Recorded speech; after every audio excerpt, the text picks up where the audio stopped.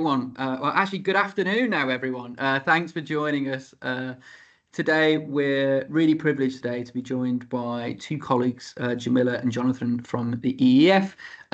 For those who work in a what works context, one of the things that we're constantly grappling with is it's all right and good developing the evidence base on what works and on what works to improve, whether it's education in the EEF's context or to prevent children's involvement from violence in our context. But just having the evidence alone isn't enough. You need to be able to implement it effectively. And one of the fantastic things that the EEF have done over the course of the last 14 years now, and it's actually what's been at the core of so much of their work, is a really fantastic analysis of implementation science and how can you effectively implement evidence-based practice. And yeah, it's a real pleasure and privilege that we're joined by Jonathan and Jamila today. Jonathan was involved in the original version of the implementation guidance that I think was published in 2018, I think.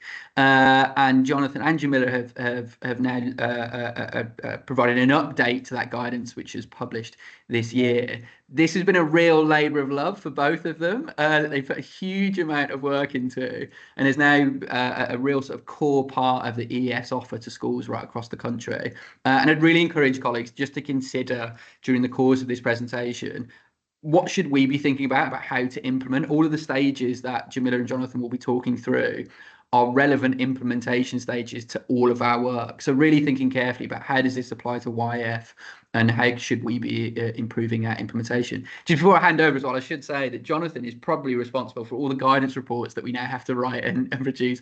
Jonathan, I think you wrote the first ever guidance report for a What Works Centre in the UK with the fantastic teaching assistants guidance report. So if you are working on a guidance report and have lots of work to do on that, it's Jonathan's fault. But I'll hand over to you both. It's a real pleasure to have you here. Thanks a lot, Joe. And yeah, thanks for the introduction. And good afternoon, everyone. Really happy to be able to give a bit of an overview on this work. And as Joe said, yeah, exactly. It's been like really extensive work. In fact, we kind of started working on this probably about like 4 years ago. Really, like it took like a long time to really do this work because the update really needed some extensive like additional research, and the evidence review, as you will see, was very different from our usual work. If you can just move on, Joe, to the next slide, give a bit of an overview of what we'll try to cover today. Hopefully we'll try to find some time, to leave some time for kind of discussion, because that's what will be really interesting to hear from you about, kind of like ways in which you think this guidance report could be useful from your perspective. So first of all, we'll introduce a bit of like a background and sort of like the key ideas that are behind the updated school guide to implementation. Jonathan will provide a bit of like an overview of what has changed compared to the previous guidance reports and where we're at today. And then, yes, we'll be able to kind of like think about the kind of like application to particularly preventing youth violence across different settings. So if you can move on, I think I'll just hand over to Jonathan now to give a bit of an overview on the background for this work. Thanks, Jamila, and yeah, hi everyone.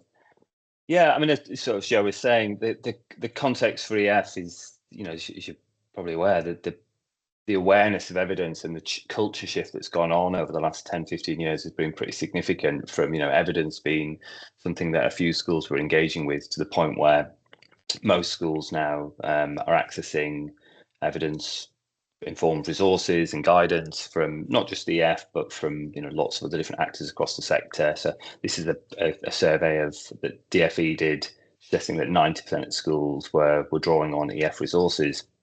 So there's been this kind of widespread kind of culture shift in terms of the awareness of evidence, but we've learned the hard way, I guess, that just an awareness of evidence doesn't necessarily result in equivalent actions, and that the kind of process of interpreting, translating, and implementing that evidence in the context in which it's been used is a challenging one, and often a limiting factor on that kind of evidence engagement having an impact. Yeah, just flick on, Joe, next slide. And, you know, as Becky's saying here, we're at this kind of interesting point, therefore, where we're more evidence rich than we've ever been. There's more evidence there, but But I think we're at a kind of junction about where do we want to go with that.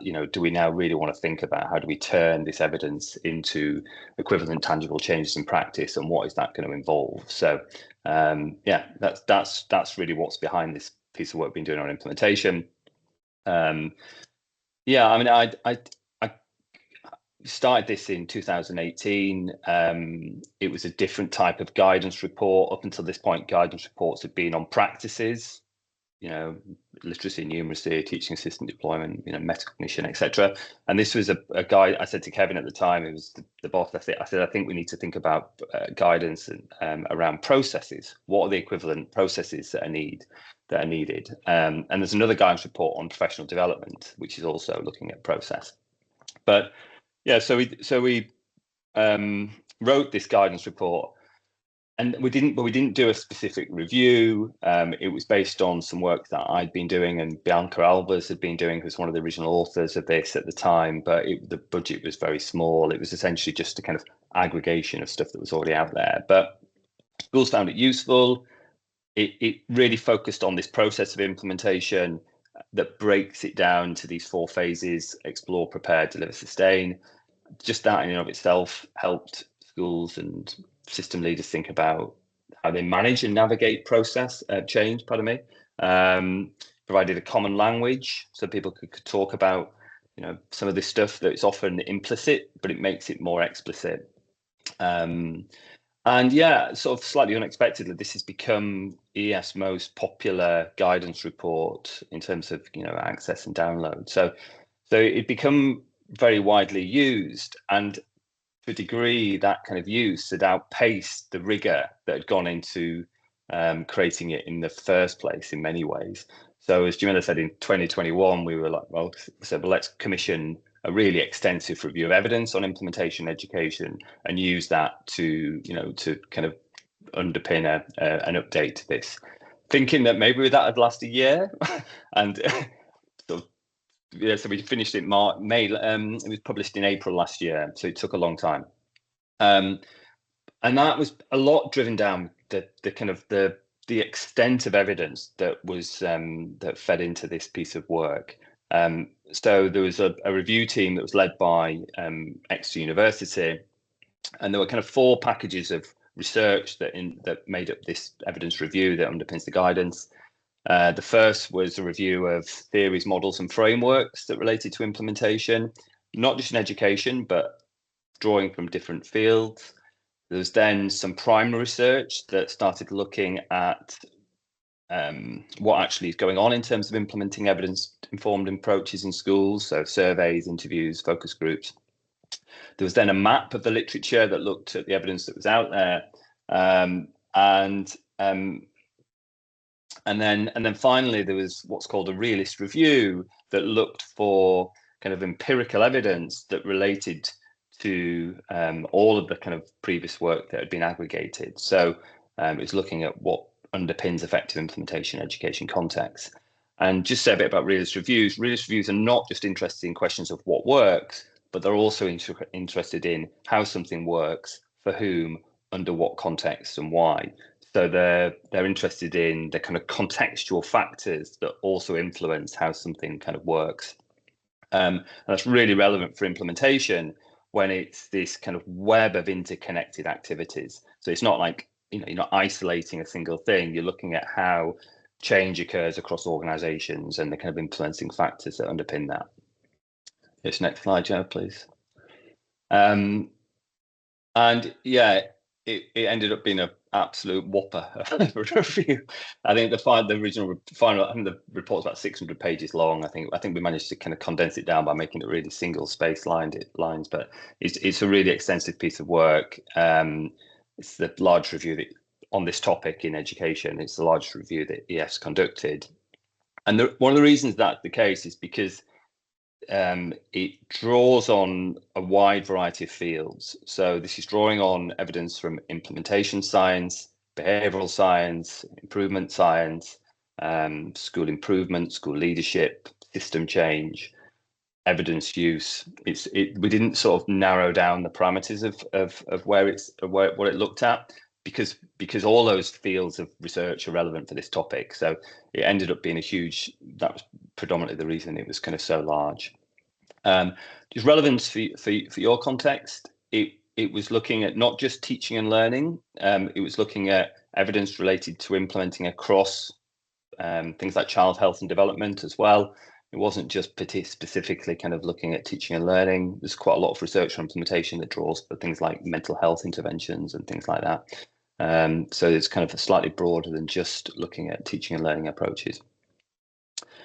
Yep. Yes, next slide, please. And yeah, I mean, and one of the kind of things that came out of this that was just hinted at before is how implementation is this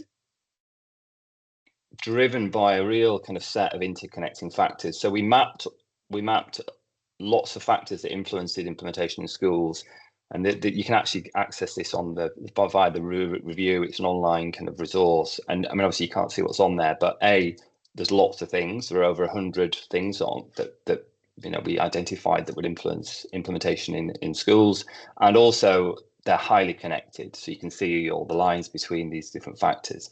So in many ways, I describe implementation as the aggregation of lots of things done well. It's no single activity, and it's essentially change within an education context. It's operating as a kind of what I would call a complex system, which means it's hard to kind of to try and unpack. So there's complexity there. At the same time, there's some kind of clear evidence out of this review that when implemented well, the effectiveness of school-based programs increase. And the key term there is well, when implemented well. And that's been the kind of tagline that we've been using for this guidance report. So the message for the first guidance report, the kind of take-home message was, we need to treat implementation as a process. The message in the update was, yeah, we need to do that, but we're now focusing on how do we do that process well. And we're getting into conversations around what drives quality implementation, not just the kind of practicalities of it. Next slide, please. So to give an example, in both the old and the new guidance report, we talk about planning implementation and creating an implementation plan. And the evidence suggests that that can be done well or badly, which significantly influences how impactful it will be. If planning is handed to an individual, they go away, they write a plan by themselves, it might help their understanding, but the evidence suggests it won't really improve implementation. If you do implementation in a way that is used to build shared understanding about why you're doing something and how people will be involved, the evidence suggests it can be more impactful than professional development. So the kind of conditions in which you do these activities are really, really key. Yeah, next slide, please. And that kind of leads into one of the key changes that took place from the previous guidance report to this current guidance report, in that there's a much greater emphasis on people, essentially.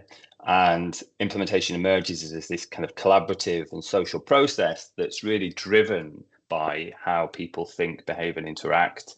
And if you think about if you're making a change within a secondary school, you're trying to kind of coordinate, align the actions of tens, hundreds of people with their own, beliefs, practices, habits, preferences, and so you're trying to kind of conduct change and implement change in a kind of complex in a complex environment. So it feels, that's probably been the biggest shift. It's been really drawing out how people work together within implementation, as well as keeping these kind of practical activities that are there. Yeah, and then so that leads on to the first recommendation that that Jamila's going to run through. Thanks, Jonathan.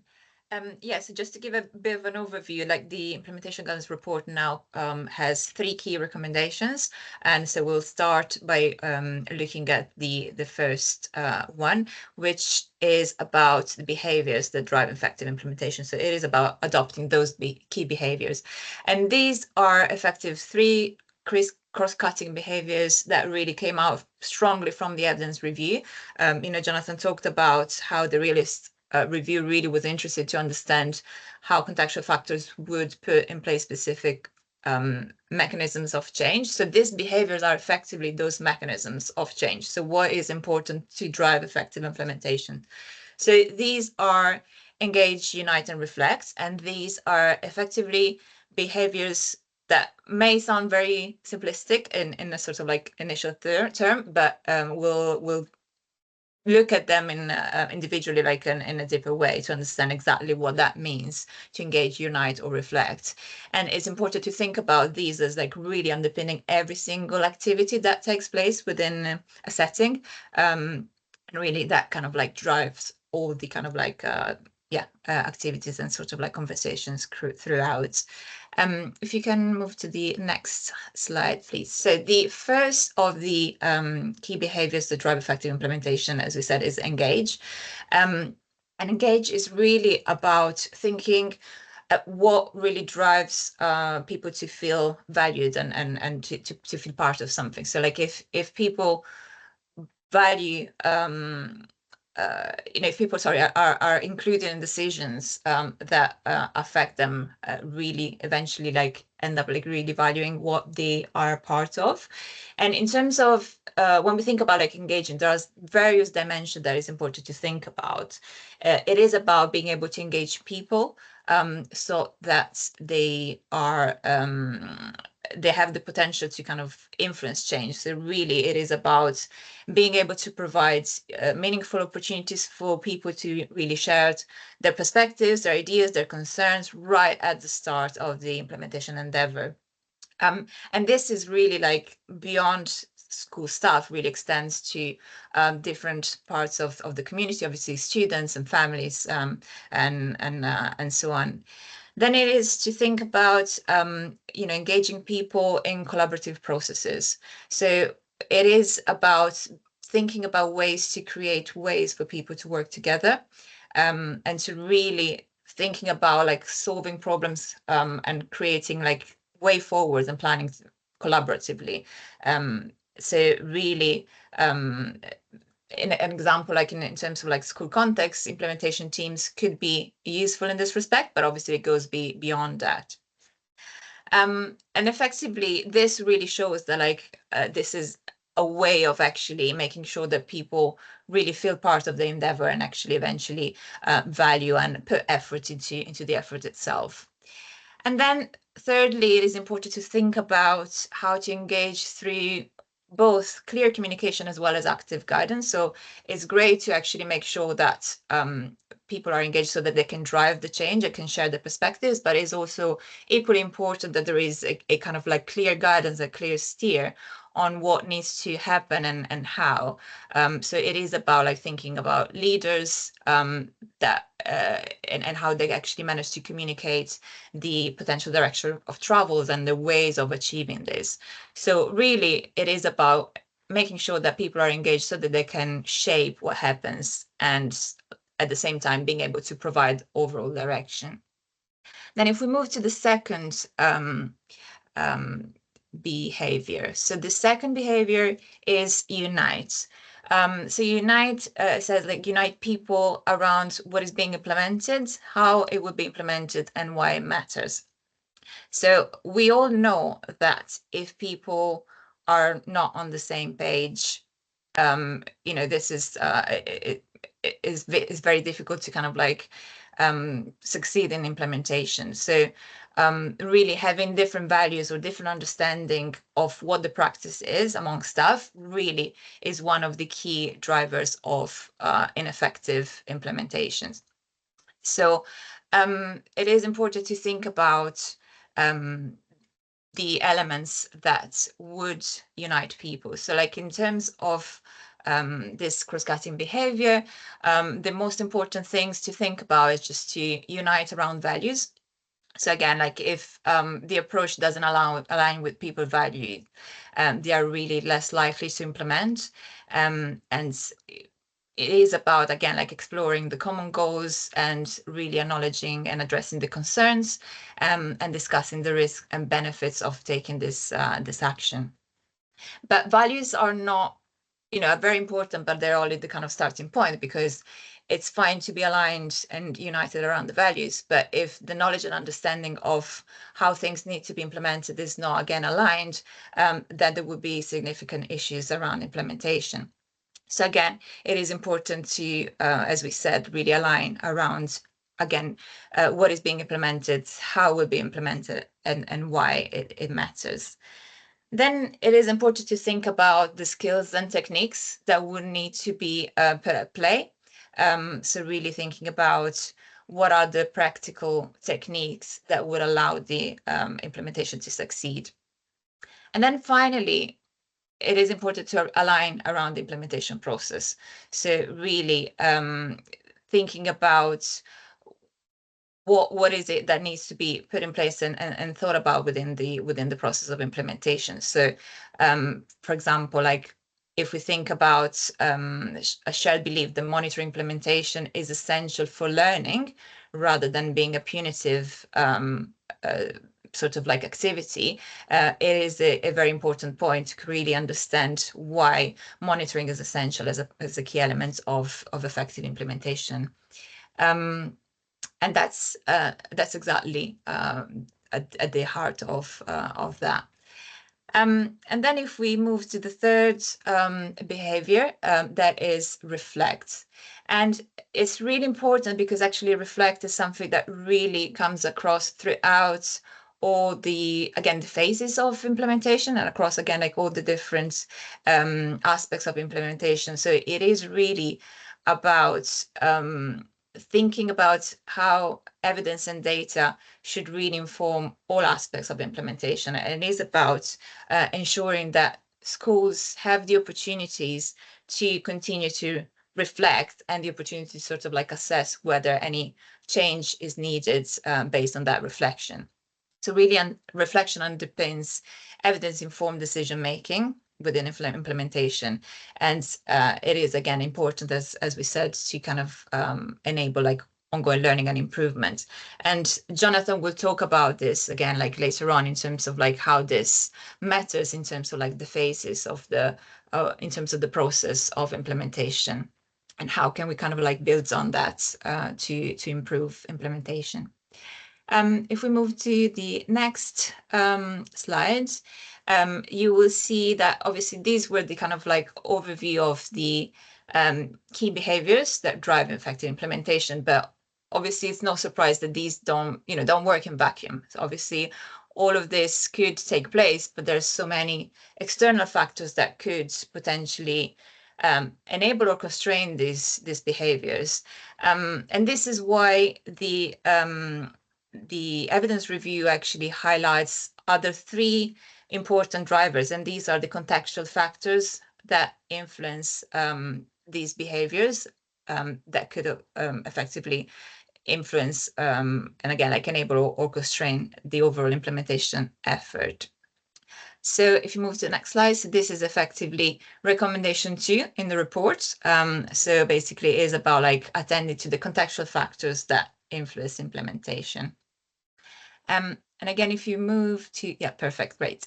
So you will see actually from this slide that this is effectively what we're referring earlier to the first output of the evidence review. So this is effectively what we will call like a program theory for effective implementation. So you will see at the heart of it is the behaviors that drive effective implementation, but the contextual factors are really the foundation that are really underpinning this and that enable or restrain this behavior to take place. And these contextual factors are, again, divided in the three key categories. So the first contextual factor is about like what is being implemented. Then it is thinking about like the system and structures that are in place. And then the third contextual factor is about the people who enable change. So we'll start by looking at the first one, focusing on systems and structure to start with. So if you can move to the next slide, please. Perfect, thank you. So the system and structure effectively are, it's about thinking about the actual infrastructure that needs to be put in place and needs to be in place for the implementation effort to be successful. So like all the structures and infrastructure that needs to be in place to allow those key behaviors to be at play. So it is obviously known that sometimes this infrastructure is kind of overlooked when, especially for colleagues who are kind of like working in setting up programs and trials. Obviously, it is one of the key things that we often need to go back to and really remind people about, just really thinking about like not being to be realistic and really thinking about what is actually feasible and what needs to be put in place to allow these key behaviors to take place. So if you think about this again, like it is about things like time, roles, or logistics. So again, for example, like we looked at reflection as being like one of the key behaviors that drive effective implementation. So, but if there's no time to arrange meetings or to allow like staff to really stop and reflect, this would not be possible. And at the same time, if there aren't this kind of like system structure to actually set up like an effective monitoring system or an effective data collection, again, this reflection would not be possible. So if you move to the next slides, so this system structure effectively are all of those elements that really enable this from that perspective. And this can operate both within the school as well as externally. So you can see like this elements such as like school structures, timetables, the logistics and monitoring system, as I already mentioned, as well as the resources, but also like the roles in terms of like who's playing specific roles, and could this be significant in terms of like allowing this implementation effort to take place. But obviously there's also external infrastructure. There's an external systems structure that again can support, enable or restrain implementation. Obviously, if we think about like policies, for example, those are things that operate externally to a setting, to a school, but really drives to what extent people may be able to fully engage, unite, or reflect. And it is important to really think about what is within or without the actual control of the setting. So what can be controlled. And also it's important to actually think about, when putting in place the system structure, again, to start from what the school and the setting has already got in place, rather than kind of start from scratch to build new systems, but then build from there. So like really trying to identify the gaps and then support those. Then if we change slide, if we move to the next one, we're going to be looking at the second contextual factor, which is people who enable change. And this is one that is particularly interesting and particularly useful. And again, going back to what we said at the beginning, like this evidence review really brings the people forward, and how people behave and interact really are essential to this. But people who enable change in itself is like a key contextual factor, in the sense that it is important to ensure that there is people in place who actually can support, lead, and positively influence implementation. So really is thinking about if there is a range of people that actually can support the change.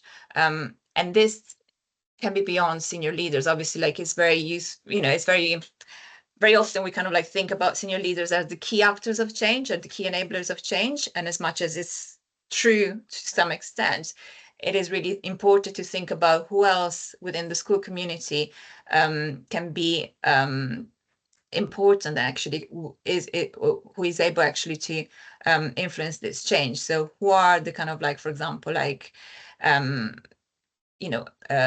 adopters or champions, for example, or members of the school community, so within like students, for example, and other stuff. So who is actually able to take on the initiative and actually bring on effective change.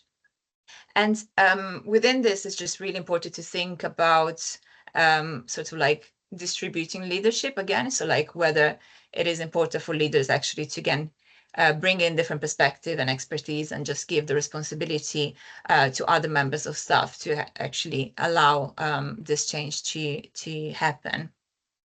And in terms of the key factors when thinking about those, people who enable change, what the evidence review shows is that the most important thing to think about for these people is that they should have the knowledge, skills, and expertise to help implement the approach. They need to feel empowered to act, but also they need to be able to empower others. And then they also need to have the agency. So they need to be able to have the choice over their action. And this needs to be part of their own kind of remit within the role. Otherwise, it would not be possible to achieve this change. So really, it is about thinking about who is in place and do they have these skills and characteristics? And if not, what can be done to allow that? And then if we move to the next slides, we're going to be looking at the third contextual factor, which is what is being implemented. So the intervention or the approach itself. And again, this is a significant departure because it's perhaps like it wasn't as much of a focus in the previous guidance report, but it's just really important to think about how what is being implemented actually really influences implementation. So, for example, like it's obviously we know if it's an approach is really simple and well specified, it would be easier to implement perhaps than an approach that is vaguely defined. So it's really thinking about these elements. And in terms of what is being implemented, it is thinking about considering whether the approach is actually evidence-informed, whether it's right for the setting, and whether it's feasible to implement. So again, like we'll be looking at this in more detail, and actually Jonathan will show how this effectively will influence a key initial part of like the decision making that actually schools will need to put in place. So again, like thinking about like the key features of the interventions that is being selected. So if we move to the next slide, I think I'm just going to hand over then to Jonathan to proceed to the rest. Thanks, Jamila. Thanks. Yeah, I mean, so as Jamila set out there, are these kind of key behaviours that sit across and underpin seem really influential in influence and implementation, and they're influenced by kind of these contextual factors that Jamila's just run through there. And whilst the evidence suggests that these are really key, one thing we're aware of, just on their own, they're quite hard to enact. Where do you start? What do you do? How do you actually operationalize that? So what we've done in the guidance report is retain the process that, if you move on, Joe, you should press the next. Yeah, so we've retained this process, the structured process from that original guidance report to provide essentially a kind of scaffold, a practical approach to actually operationalizing all of this stuff. And in many ways, this is still the biggest part of the guidance report, but it's important to kind of think about how these behaviors and contextual factors underpin that process. Just move on, Joe, slide, please. And that's the third recommendation in the report. And yeah, flick up one more. And yeah, so the phases have stayed the same here. Oh, back one. The phases have stayed the same. Still got explore, prepare, deliver, sustain. And around that, there's a set of kind of activities that unfold across this implementation process. So the explore phase is really about the decision-making aspect of implementation, so deciding what to do. Prepare phase is about getting ready for implementation. Delivery is actually putting it into action and what you do in those kind of early stages of trying something out, and sustain is about kind of embedding it. And there's a risk about presenting things in this kind of neat linear way like that, because as you go back to that kind of system map I showed you, implementation doesn't occur in this kind of neat linear fashion. Strategies overlap, they extend across different phases, you might kind of loop back. So it's quite useful to see these a bit more flexible than that. They're probably really where you might begin doing these things, but so you'll start planning and designing in the prepare phase, but that's something that you'll be kind of coming back to throughout implementation. So it's probably not as kind of neat and linear as it's presented on this graphic, but nevertheless you can see implementation being broken down to a set of activities that unfold over time.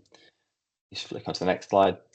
So look, we're just going to kind of talk about the phases, just kind of run through these relatively briefly. Just going to kind of set a context for the explore phase. So our definition of implementation is, you won't see it elsewhere, we describe it as the process of making and acting on evidence-informed decisions. It's important, we think, to include evidence-informed decision-making within implementation. And just to kind of illustrate that vividly, just with this example from an EEF evaluation. So there was a program that EEF evaluated called Achievement for All. This was a leadership program, was being used by thousands of schools. And the evaluation of this program was significant in that it showed a negative impact on reading outcomes with a high security trial, statistically significant. But if you read the process evaluation, what's interesting, it suggests that this negative effect isn't associated with, doesn't seem to be down to kind of poor implementation. In fact, on the contrary, the evidence suggests that the evaluation suggests that better implementation of some elements of the program may have been associated with even more negative outcomes, more impacts. And essentially, what if you think about it, that kind of makes sense. If this program was harmful, essentially, for want of a better word, in terms of pupil attainment, doing a better job of a bad thing is going to make it have more negative effects. So if we just shift on to the next page, Joe. So in other words, you can implement a poor thing well. Therefore, we think it's important not to decouple the process of making evidence-informed decisions from the process then of enacting and putting those decisions into place. Otherwise, you risk. This ant actually is not. It's meant to be pushing water uphill, but it seems to be pushing it downhill. But you can spend a long time pushing water uphill. So the explore phase is trying to set out a systematic approach to deciding what to implement in the first place. So it's really trying to kind of unpack what goes on in evidence-informed decision making. We just move it on, Joe. And it's organised centred around two questions. Firstly, can we identify approaches that are right for our setting, right for the setting that's going to be used? And that involves weighing up two sort of sets of considerations. On the left-hand side, on the first, thinking about what are the problem that we're trying to address, and what's already going on in relation to that problem. So that involves identifying pupil needs, thinking about specific elements that you want to change, understanding current practices in relation to the things you want to change, thinking about what might be influencing current practice. So kind of reviewing the context, if you like. And then at the kind of same time, you'll be looking into the evidence and saying, well, if that's our problem, what does research evidence suggest are appropriate ways that we might be able to kind of improve that? So what does evidence suggest has worked elsewhere? But then we also then need to think, well, how does that evidence relate back to our setting? So how well does the approach address the problem? How well does it kind of fit our setting?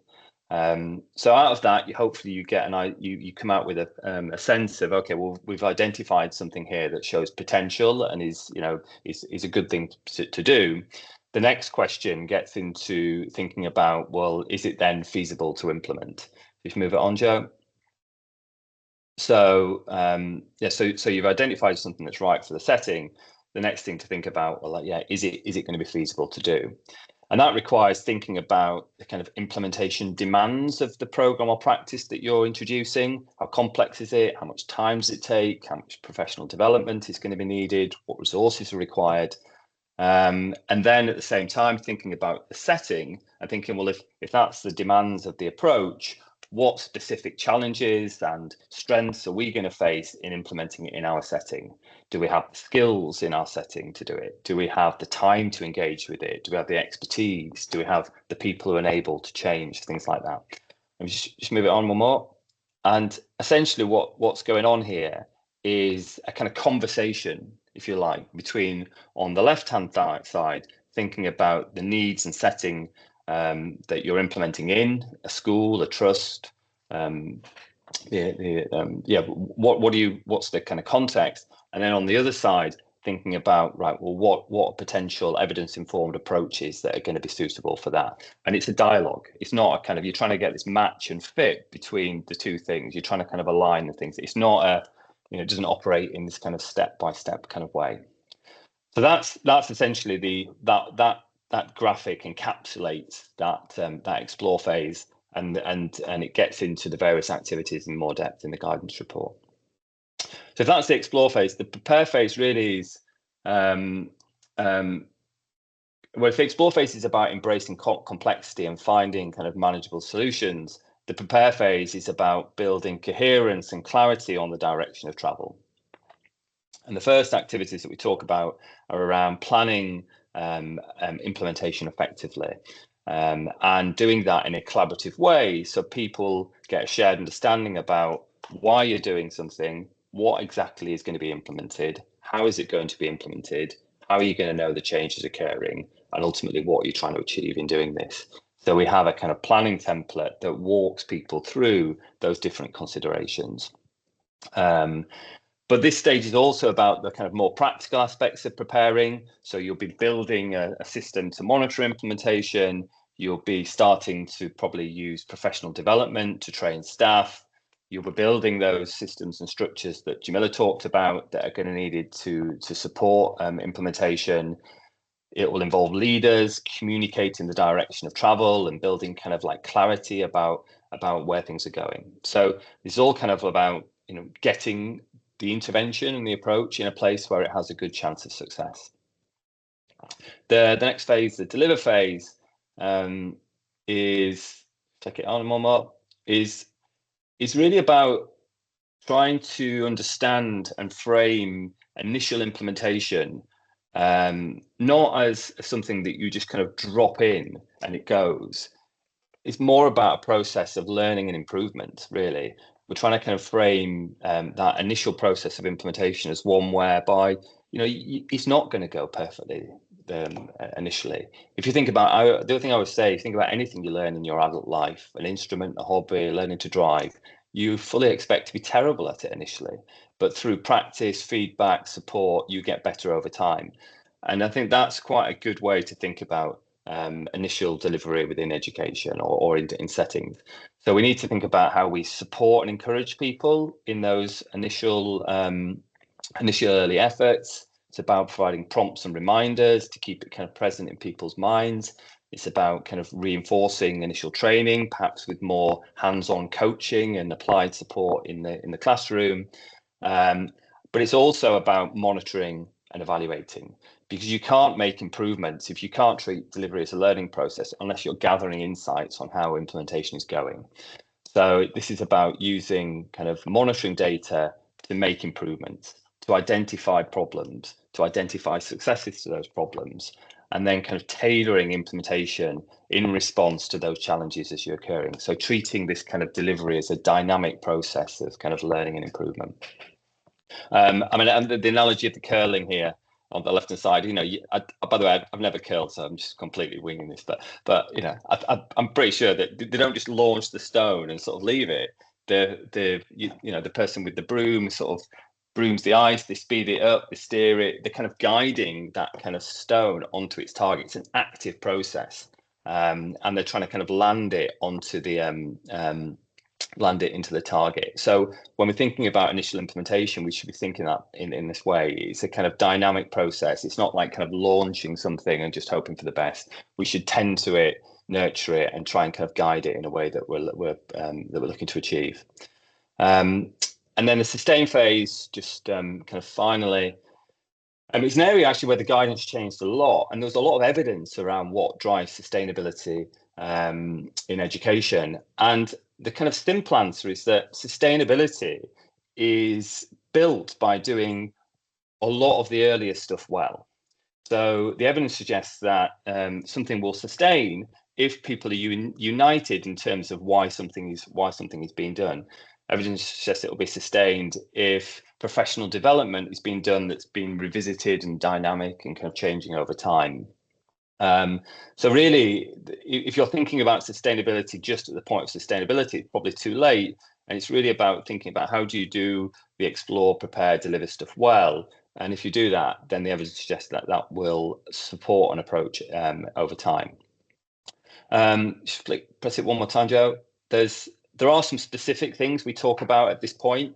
So we suggest kind of pausing and sort of taking stock of how implementation has gone, perhaps going back to where you started in terms of the pupil needs and the approach and the practice you're looking to change, reviewing implementation, seeing how it's gone, going back and revisiting implementation plans, looking at how, what you're intending to do has played out. So sort of taking stock and then using those insights to inform a kind of cogent decision, explicit decision, either to sustain the approach, to embed it, to keep using it. Either you might want to scale it, so you might move it from one department to a larger scale, or you might decide that it's not worth doing anymore. It might not have worked, it might not be effective, or it might have been successful and it's not needed, or it might need adapting in some kind of way. But we shouldn't just leave interventions sort of floating around schools. We should think about stopping doing things as well as starting things, and thinking carefully about de-implementing approaches to create the space, the resources, the systems and structures to make further changes, rather than kind of just loading on things over time. So there's quite a big piece of work in here about thinking about de-implementing as well as implementing to kind of create the precious time, resources and energy that we need to kind of do new things at the same time. So that's a whistle-stop version of the process. So if you kind of put it all together, the way we're sort of describing it is that this process, the explore, prepare, deliver, sustain, might help you do implementation, but these kind of cross-cutting behaviours, these cross-cutting contextual factors, really get to the heart of how you do that well. That's the kind of like how we encourage you to sort of see that in its entirety. And I think that's that was an overview of quite a lot. There's quite a lot going on onto this. But yeah, we'd be keen to hear any thoughts or questions and think about adaptations and uses in your particular context. Fantastic, thank you. I'm just going to kick off with a question, then I'll hand over to Jonathan for a question as well. And actually, Jonathan, let's start with your question, and then we'll come in with mine. Yanina, are you able to unmute Jonathan? Probably unmuted. Go for it, Jonathan. Okay, Jonathan, it's great to see you again. See you both. Now, hi again. Hi. Ofsted has signals in its consultation on its new inspection framework that it intends to include responses to EEF guidance in that framework. Now, given schools' demand for and interest in your guide to implementation, presumably EEF is delighted about that.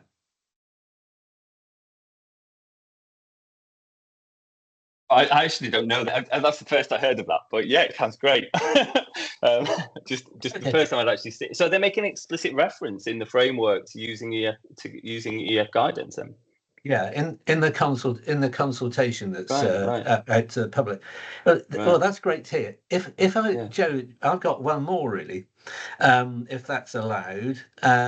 Now, Becky Francis, in the slide that you showed, said that she thought that implementation was decreasing and it was to do with the language. And I just wonder, having heard you over the last 3/4 of an hour, whether that the theories, the systems, the models, quotes, cross-cutting contextual factors, close the quotes, and a complicated process. I know you've simplified it, but it's complicated. Whether that's actually getting in the way of implementation. All this, going to a school and talking about, come on, you've got to spend 45 minutes thinking about contextual factors and theories and models. Isn't that a bit off-putting? Yeah, I mean, I don't think Becky's saying that implementation has got kind of worse and difficult. In fact, I think that is across all EF's evaluations of its work out in the field. Often that process that's what's been the challenge all kind of long. Really, it's about how do you interpret, translate, and implement it. I think there is complexity there. I think this does require a more kind of thoughtful approach to thinking about implementation. But the evidence suggests there isn't a kind of. It is complex. You operate in complex systems. You're trying to change the kind of actions and behaviours of lots of people with their own kind of different starting points. I think in reality, I think whilst there's there's a lot going on here, I think schools are often using that process that I've just described at the end. They're kind of starting at that point and kind of working through it. I think what Jamila was talking about are kind of things that we need to be aware of as we're kind of doing that process. So I think it's possible to, I don't think you need to sit there and kind of juggle all these things all at the same time and kind of get lost into it. I think in practice, what people are often doing are kind of working through that implementation process. Which what we're saying here is that, look, as you're doing that, you need to be really mindful of how people are involved, how they're being engaged, how you're kind of like, building shared understanding and kind of reflecting on that process. But yeah, I mean, implementation is hard at the end of the day. Like we can't. It's you've been very aware of that, obviously, in your in healthcare as well. It's the kind of aggregation of lots of small things done well. But yeah, there's a sweet spot between this. Like how complex do you make it? How simple can you make it before you start reducing it to something that's less effective? Yeah. I guess in just like in the NHS, that the stability of a healthcare team is a real advantage for sustainability. I guess in schools it must be the same. If there's a settled school, leadership team and teaching team, then that's going to help. In some services, the churn of personnel, say in policing or the civil service, makes that much more difficult. Anyway, delighted about your reaction to the Ofsted's intention there, Jonathan. I think that's, well, both of you. Yeah, I've got to have a look at that. I was really thrilled to see that. Thank you. Jamila, sorry, Jamila, do you want to come in? Sure. Sorry. Yeah. I thought actually I'll jump in as well, like just to kind of build on what Jonathan already said in terms of the complexity, because that was definitely one of the key questions and concerns we had when we had to kind of, draw all the kind of learnings from the evidence review and trying to put this new program theory effectively of like this contextual factors and behaviors and align it with the existing sort of like process that was already part of the previous guidance report. And we've run like extensive consultation with practitioners, with schools, and with a guidance report panel as well.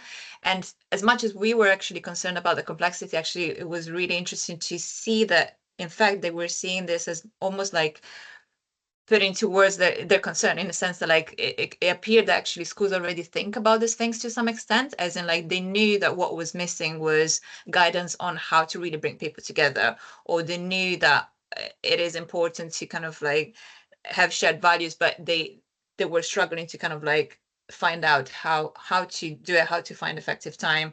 And effectively what they did tell us throughout the consultations, that with this update, actually, we're putting on paper really the key things that do matter for them as well, but kind of like try to provide a bit of more of a structure and kind of guidance on how to do that. But then, yeah, obviously that remains that it is still complex and they will still have like several things to think about. But yeah, it was just very surprising from our perspective as well.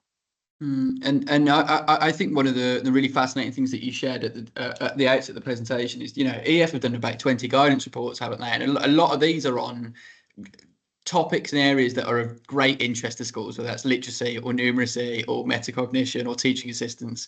And this is the most used guidance report, which is really interesting and speaks there to sort of schools' need for that.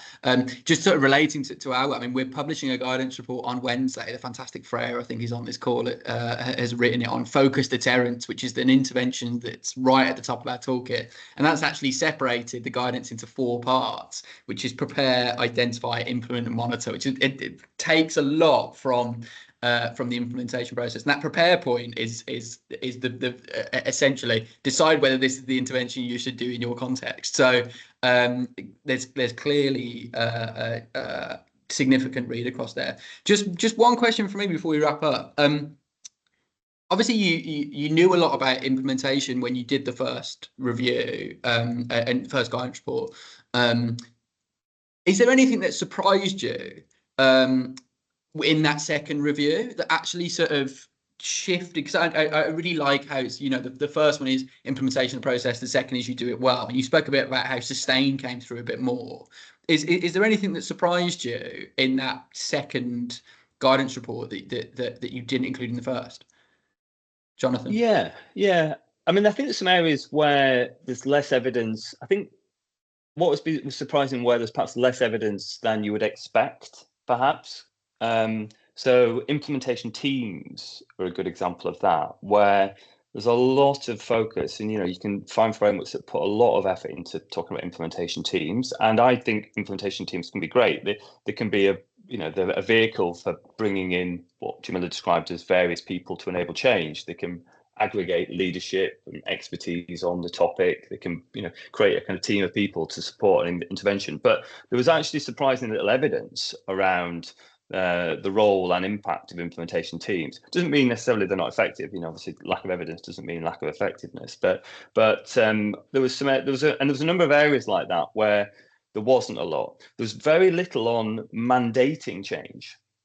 Very little evidence around that. Maybe it's something that people just don't research because it doesn't feel like kind of particularly attractive as a thing to research. But there was sort of areas where there was sort of things that go on a lot, things that happen a lot. There was some interesting kind of evidence gaps, which kind of is interesting in and of itself, I think. Brilliant. Well, thank you, and thanks both so much for this session. I think as Jonathan Shepherd's comments sort of illustrate there's real relevance in some of the challenges here in healthcare. There's huge relevance across a variety of our sectors: policing, youth justice, the youth sector, and us really getting to grips, and particularly our change team at YEF in this implementation guidance. Really, I think if we think where YF is compared to where EEF is, we're definitely sort of standing on the shoulders of giants here. And then you've given us a fantastic starting point to think about, right, how might we implement this in policing or the youth sector or in youth justice? So thanks so much for your time today. You're welcome. We'll share the guidance round with colleagues, and we'll also share this recording around. You're welcome. Yeah, I'm really happy to kind of think about. It's interesting for us to think about how do these concepts and ideas kind of move and adapt into different contexts. So we'd be really keen to chat with you further about that. Fantastic. Thanks both. Take care. Really appreciate it. Thank you. Bye. Thanks everyone. Bye. Bye. Bye.